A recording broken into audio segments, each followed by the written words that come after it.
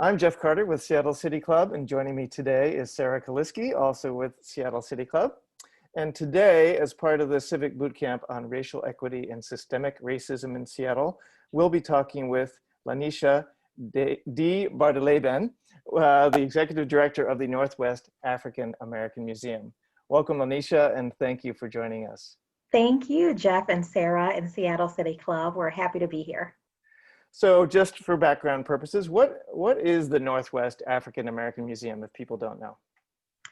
Yes, the Northwest African American Museum is one of the most vibrant African American museums on the West Coast. We are located in the heart of Seattle's Central District at the corner of 23rd and Massachusetts. And we are an organization that is really focused on education being the core and center of who we are and what we do and what we offer to community. The Northwest African American Museum, the aim of the museum is really to open minds and change lives using African American history, art, and culture. And at the end of the day, we're really striving to use Black heritage and Black art to inspire, to educate, to inform, to bring together, to empower, and to motivate toward action so that our community can be a better place for all. Thank you. And what is your background, and how did you get involved and become the executive director of the museum? Yes, well, I have been in the field of African American museums for about 20 years now. My career started at the National Museum of Kenya in Nairobi. And I have been trained as an educator, an archivist, a librarian, a museum administrator, and have been with NAAM for nearly 3 years and absolutely love the work that we do at NAAM in Seattle and in the Pacific Northwest. Yeah, thank you. Sara? Okay. You Yeah, I have a few questions for you. So what is the importance of placemaking and the physical space in creating community? Placemaking is just an essential part of what arts and cultural organizations do.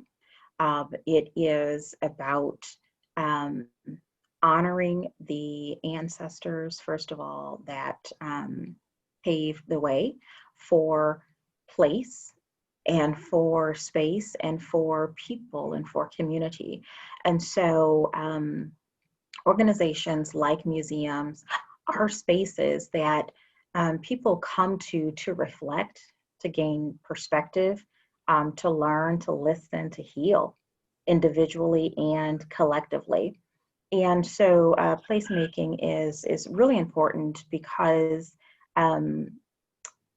it helps us to understand our shared past and our shared connection to particular spaces. The arts, heritage, culture, all matter in certain sites of consciousness, sites of reflection, sites of thoughtfulness. And so placemaking is really a meaningful part of individuals evolving, I believe, to be their best selves. So I'm curious, how have you adapted placemaking with the virtual world that we now live in? Yes, and so March of 2020 changed all of our lives, and we're all living in a whole new reality now. The Northwest African American Museum is an institution that has always held a very robust calendar and robust engagement with community. And since we have pivoted to a virtual space, our mission has not stopped. We've not slowed down. We've simply moved to a new platform. And so everything that we're doing is virtual now. All of our public programs, all of our youth engagement, all of our trainings on justice and equity, everything that we're doing is in a virtual space. And our calendar in a typical year includes King Day at the beginning of the year, to Black Santa and Kwanzaa at the end of the year. And all points in between is all about bringing people together.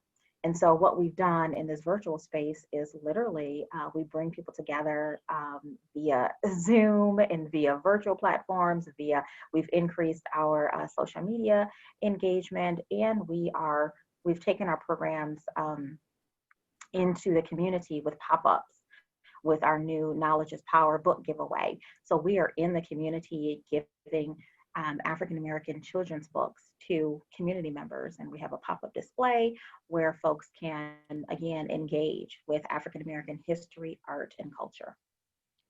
Amazing. Yeah. Is my audio echoing for y'all? It's fine. It's fine. Okay, great. Could you expand a bit on the education programs you offer, and how do you create engagement with those? Yes, education is what we do at NAAM, and we do it for all African American museums. Are spaces that center and celebrate and commemorate African American history and heritage, but it is for all. It is for the edification and empowerment of everyone. And so folks from all walks of life, from all ethnicities, can resonate with the stories that we tell as a Black museum. And we tell these stories through our educational programs often. And so, as I mentioned, we have a very robust educational program that kicks off the year with King Day. Pre-COVID, we were seeing nearly 3,000 people on our King Day, and we have a variety of educational activities on that day.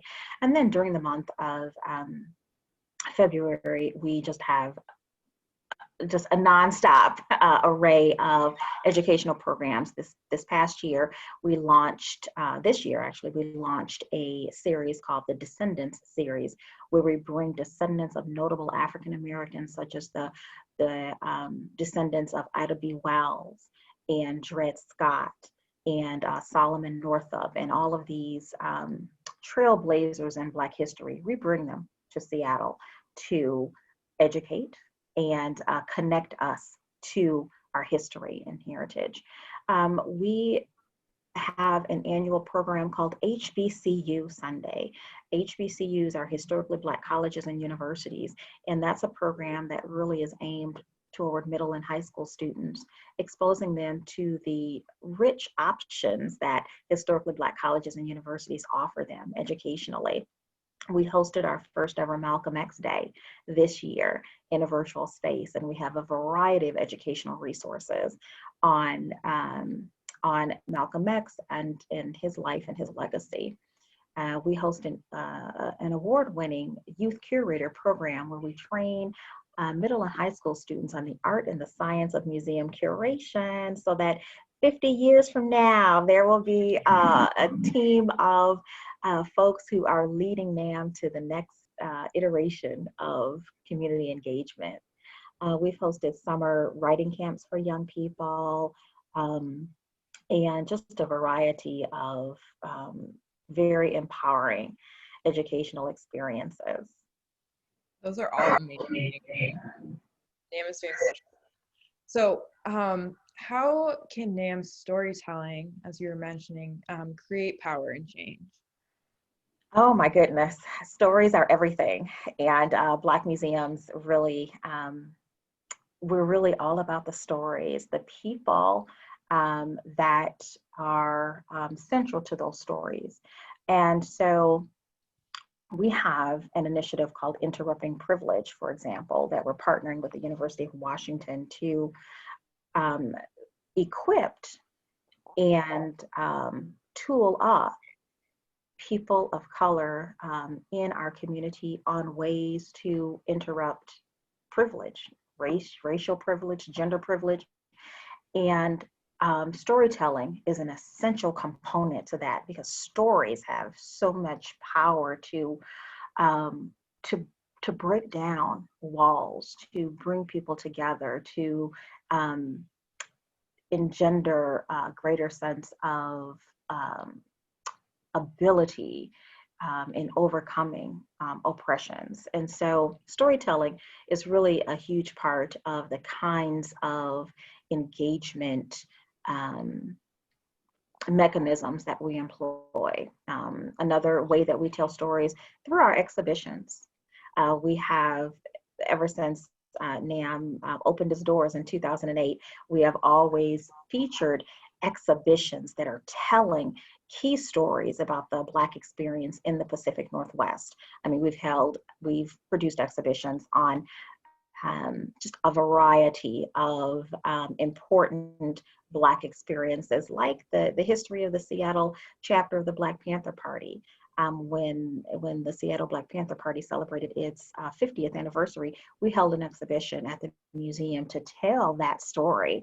And that's just one example of the myriad of exhibitions that we've hosted to tell stories, the stories of redlining and gentrification in Seattle, the stories of African Americans overcoming barriers in all kinds of arenas of life, from sports to education to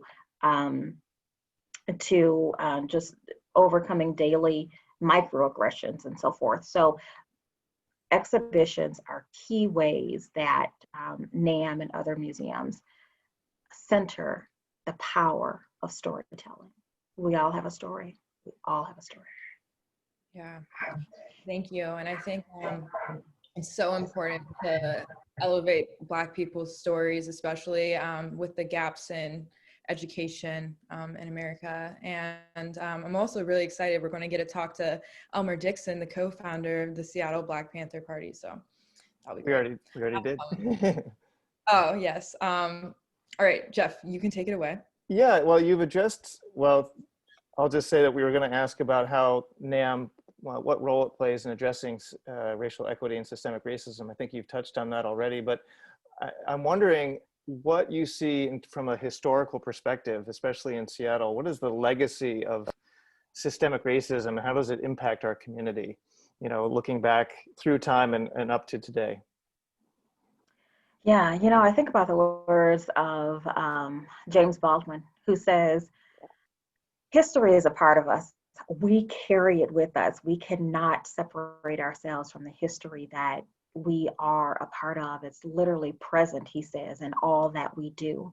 And so the legacies and the presence of centuries-long systemic racism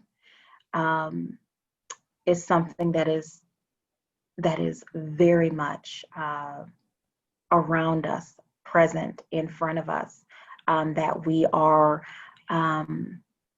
figuring out ways to dismantle, to address, to face, to dismantle, to fight, and to strive to eradicate. I am really reminded of John Henrik Clarke, who says history is not everything, but it's simply a starting point. That it is a tool that is used to, a clock, he says, that is used to tell us what time it is, what time it is. And here we are in 2020, facing the oppressions that our people in 1920 faced, and in a sense in 1820 faced. And so we are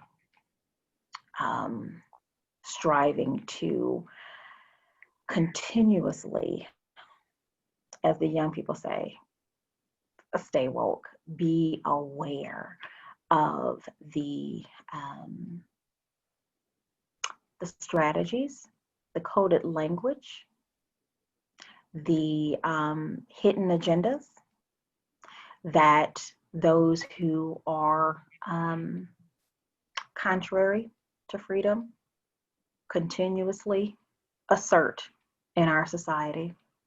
Ella Baker was one of the most significant women civil rights leaders of the 1960s. And she said, "We who believe in freedom cannot rest until the killing of Black men and Black mothers' sons is as important as the killing of white men and white mothers' sons. She said, we who believe in freedom cannot rest until it comes. And so when we think about the persistence of systemic racism, we cannot rest. None of us. We have work to do. Thank you. Sarah, do you want to jump to the next question?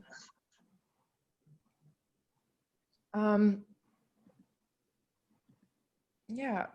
So you're talking about how you're giving people tools and strategies. I'm wondering what specific issues in Seattle are you aiming to address with those? Oh, I mean, it's really just across the gamut. We're striving to just improve quality of life, access to educational tools and resources, because zip code discrimination is real, and where one's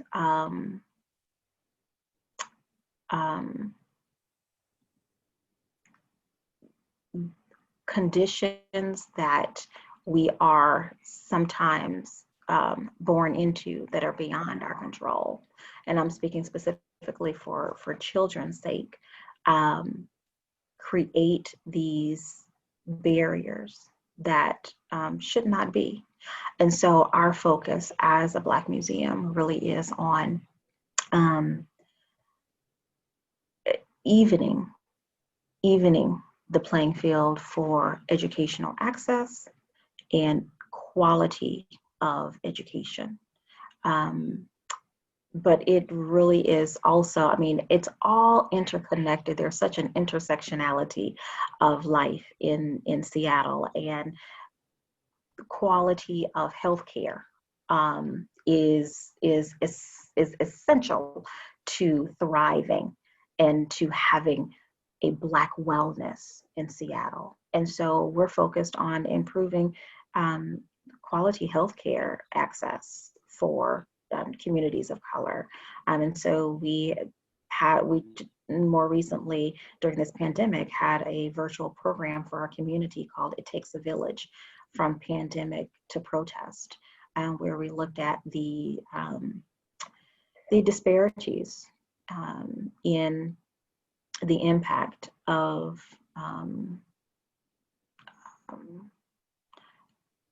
COVID, for instance, on the lives of African Americans. Improving quality housing is another important component to Black wellness. And so our focus is on overall comprehensive Black wellness, from education to health to housing to all categories of life and livelihood. Yeah, I think that's so important, and the intersectionality piece and just equity in all of these areas is necessary. So how is the murder of George Floyd, Breonna Taylor, Charlene Lyles, so many others, sadly, and subsequent racial reckoning and protests impacted your programs and staff?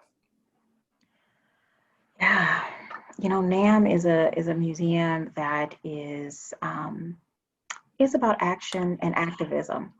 There's a movement in the museums field that says museums are not neutral. Museums are really about action and activism. And the brutal murders of our sisters and brothers that take our minds back to the brutal murders of ancestors like Emmett Till, and ancestors like Medgar Evers, and ancestors like the victims of the Tulsa race riot, and ancestors that Ida B. Wells was writing for, those who were lynched, and ancestors that fought to escape the vicious brutality of slavery and who lost their lives in the fight, and the ancestors who chose to throw themselves overboard in the Maafa, in the Middle Passage, instead of live under the hellish conditions of racism. All of this is compounded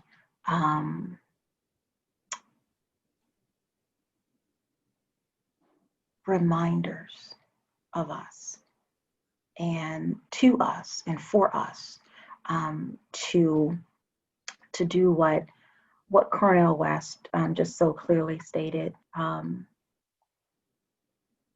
to always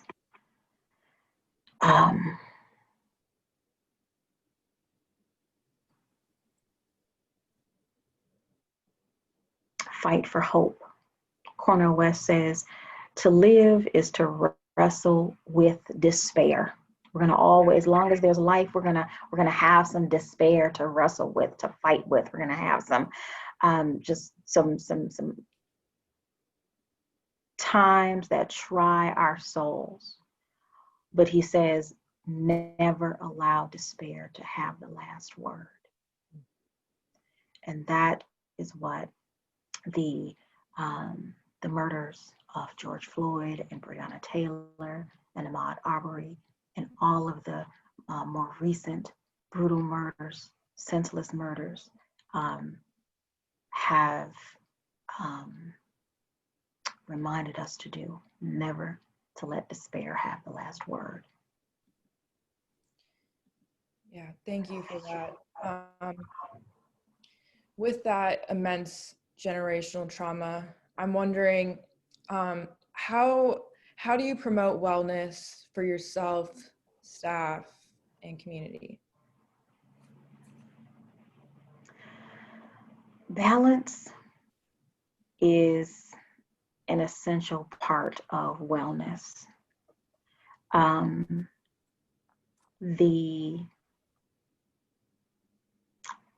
The work of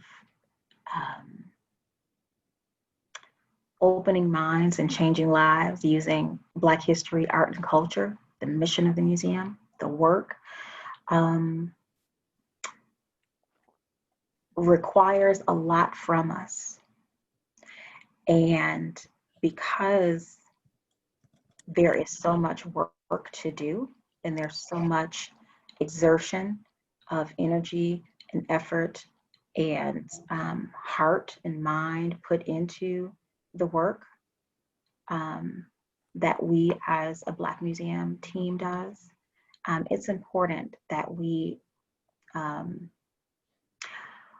strive toward balance, toward remaining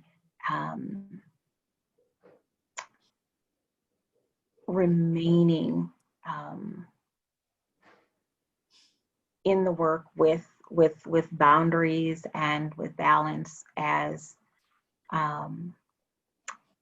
a coping mechanism to being effective in the work, while also being effective at self-care as well. Thank you. Yeah, thank you. What is your vision for a just and equitable community, and where does NAAM fit in that? Yeah, NAAM is at the center and at the core of it all. Of course.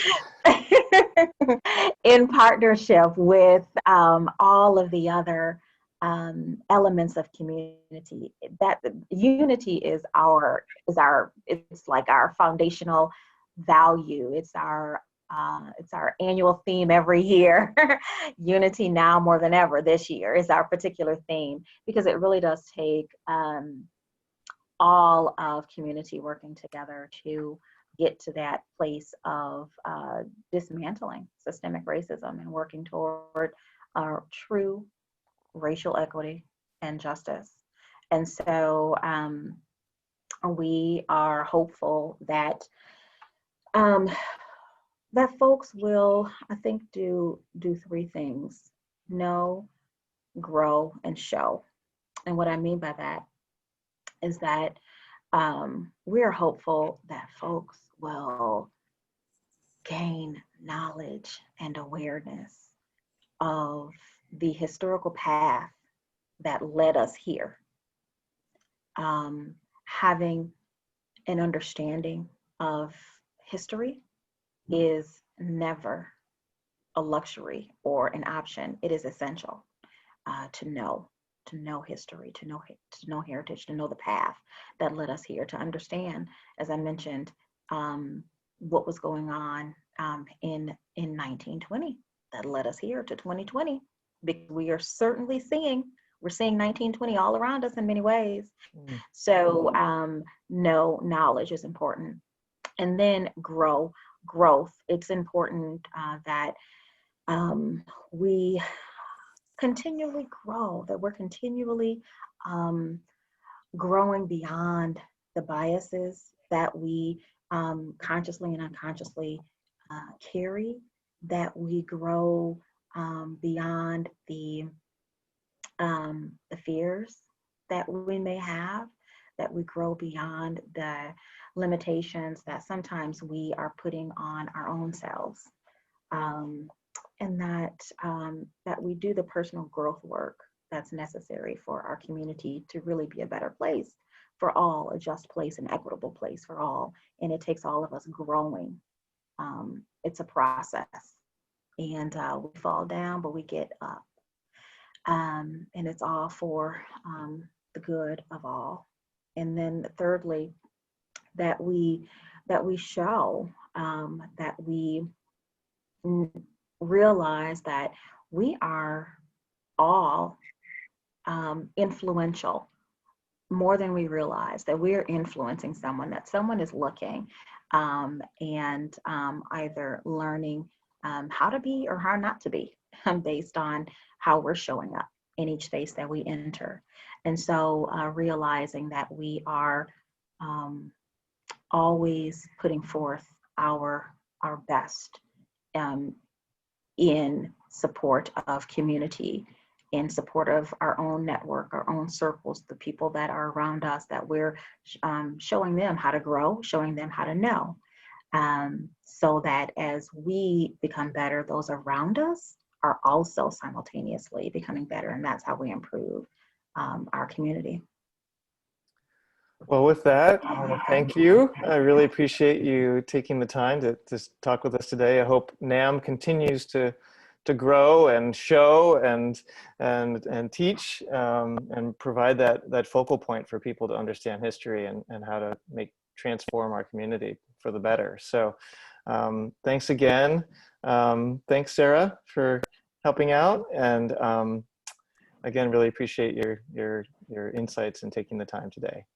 Well, this has been a joy, Jeff and Sara. We are so grateful at NAAM to be a part of this series, and we applaud you all for really putting people in conversation to talk about these topics that are really necessary for us to address and face, so that we can build better.